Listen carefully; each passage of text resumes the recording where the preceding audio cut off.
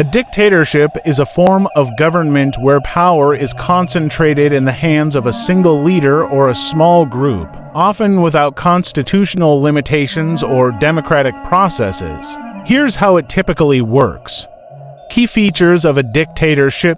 1. Centralized power. A dictator or ruling group holds absolute authority, often by passing legal or institutional constraints. 2. Lack of political pluralism. Political opposition is usually suppressed, and only the ruling party or group is allowed to function. 3. Control over media. The regime controls the flow of information by censoring or owning media outlets, shaping public opinion. 4. Use of force. Dictatorships often rely on military, police, or secret services to enforce their rule, maintain control, and quash dissent. 5. Limited civil liberties. Citizens' rights such as freedom of speech, assembly, and the press are severely restricted.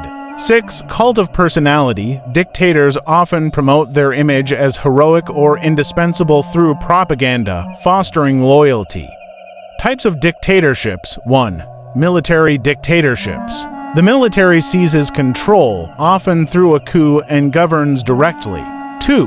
Personalist dictatorships. Power is concentrated around a single individual who may rule for life.